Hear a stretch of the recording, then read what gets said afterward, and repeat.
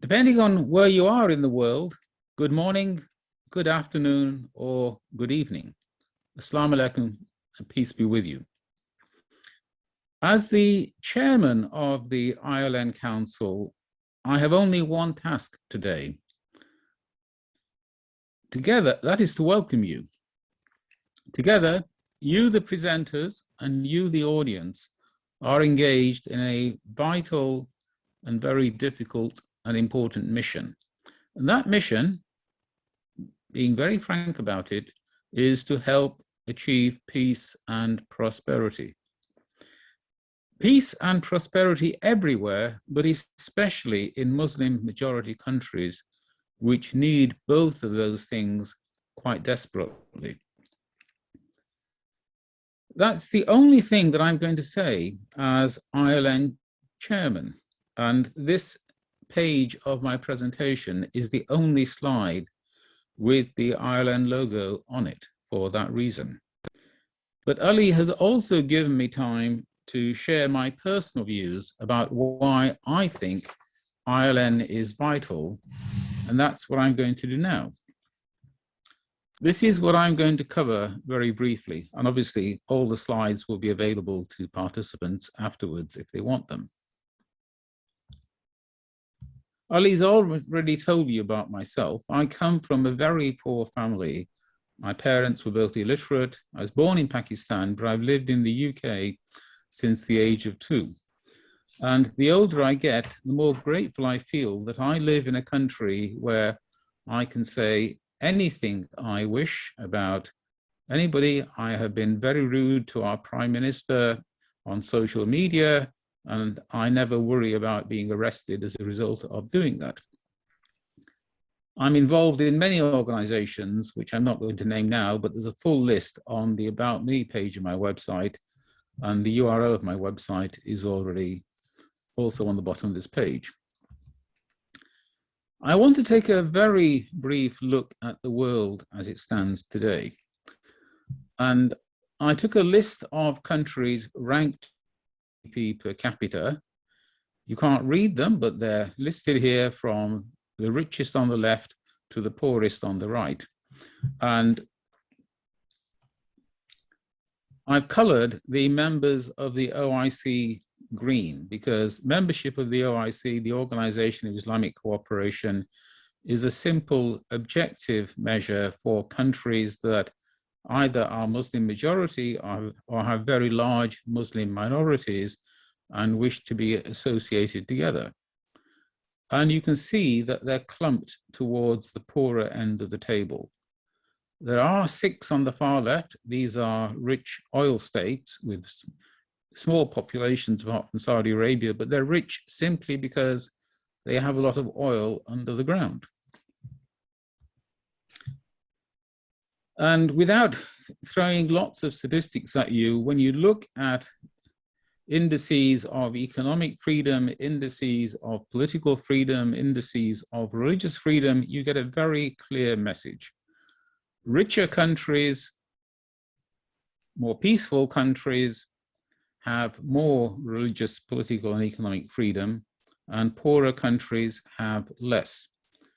And you can either say that is correlation, or you can say that one causes the other. And in my view, it's very clear that one does actually cause the other. That if a country can increase its religious, political, and economic freedom, its economy will work better, it will be a more peaceful country.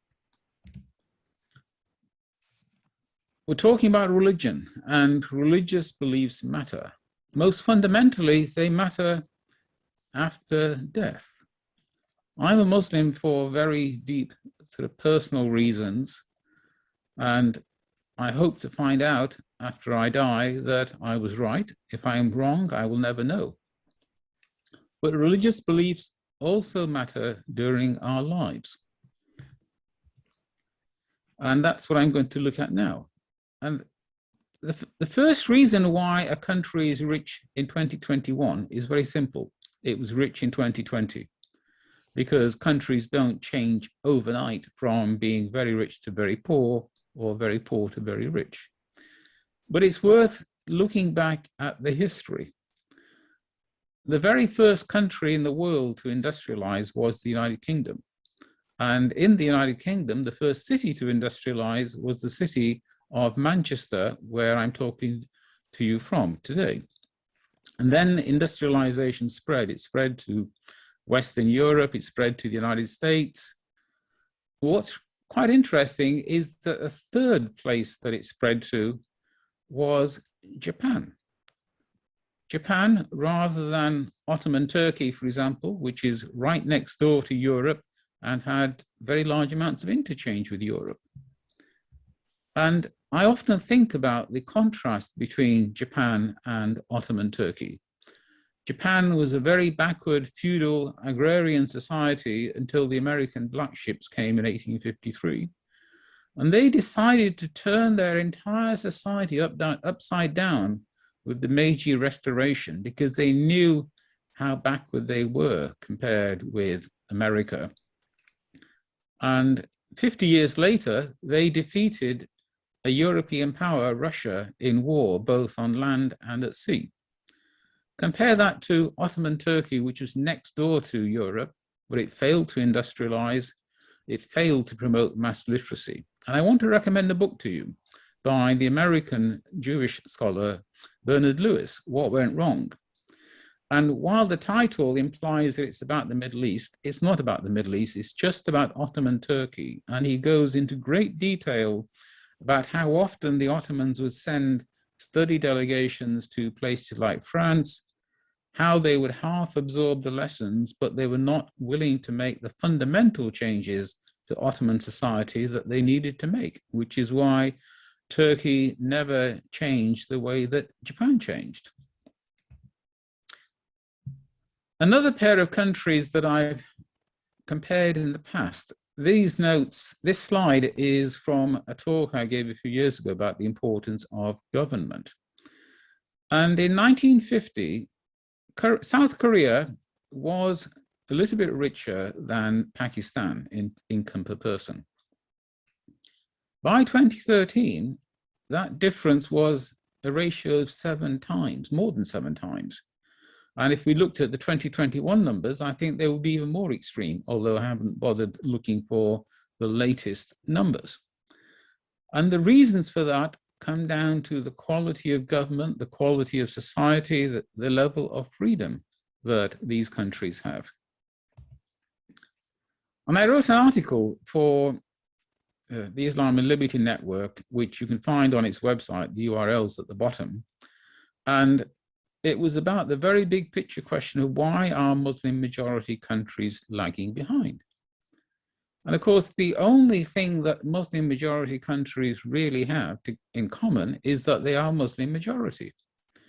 And the point I made in that article, regardless of what you think is right or wrong in terms of the afterlife, and only in the afterlife can we ever know, some religious beliefs and practices help you to succeed in this world, and some are very harmful. And I didn't want to illustrate that article with reference to specific Muslim groups or Muslim organizations, because that way you just become very unpopular and people stop listening to you. Instead, I looked at 2 separate groups of Christians, the Jehovah's Witnesses and the Church of Jesus Christ of Latter-day Saints, the Mormons. And one group has beliefs that are very harmful to personal and economic and even health success, and the other group has outstanding beliefs.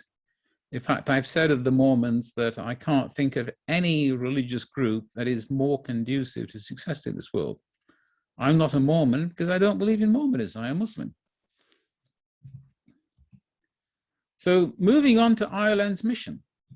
This is the mission of ILN as written down now. The ILN Council recently went back to our mission statement, asked whether it was as good and well written as it could be, and we amended it. We didn't change its principle or its objectives, we just changed the words. And the key thing to remember, while this looks like motherhood and apple pie, which is an American phrase, which means that it's a statement of the obvious and everybody should agree with it, there are many, many Muslims who do not believe in religious, political, and economic freedom.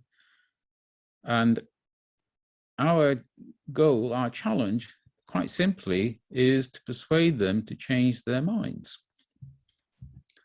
And how do we achieve that change? We need courage. In many countries, I mean, I'm fortunate living in the UK, I can say anything I want without worrying about it. But speaking is dangerous in many countries. And even in safe countries like the UK, you may find that your Muslim friends no longer want to talk to you. Our work has to be academically rigorous. There is no point saying things that other people can prove are wrong. And we have to be clear and honest with ourselves. The backwardness of Muslim majority countries is not an accident. And the reasons are fundamentally internal and not external. And yesterday, when I showed this presentation to my wife, her first reaction was, it would be great if other countries would stop meddling in our, Pakistan. That is not the answer. The fundamental problems that our countries face are internal, and the solutions have to come from amongst ourselves. Each of us, all of us separately, can do something, and together I believe we really can change the world. And that is why I'm passionate about the Islam and Liberty Network. And that's all I want to say. Thank you.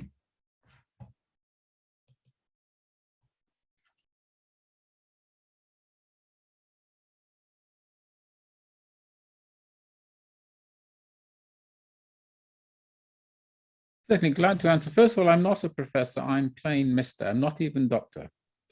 I don't claim to be an expert on Tunisia, but I do have some thoughts which I'm happy to share with you. First of all, remember I said a country is poor in 2021 because it was poor in 2020, and it takes time. And for many decades, Tunisia was ruled by a dictatorship where there was no political freedom, and as far as my understanding is also incredibly limited economic freedom. And it's only for 10 years that you've had the freedoms that you had until recently, when your president basically staged his own coup. You can tell me about economic freedom in Tunisia better than I can, but my question, for example, if a company in a foreign country wishes to come to Tunisia, buy some land and start a business, how many permissions does it require? Is it even possible? About 7 or 8 years ago, I looked at the rules in some Arab countries, and Tunisia was not one of them. And they often have incredibly difficult rules, which make it, one country I looked at, made it impossible for foreigners to own land in that country. Those are examples of what I regard as the absence of economic freedom. How easy is it for a foreign business to come and establish in Tunisia without requiring government permissions? Because every time you need permission from the government to do something, that's a reduction in economic freedom. And I do not believe that Tunisia has economic freedom at all.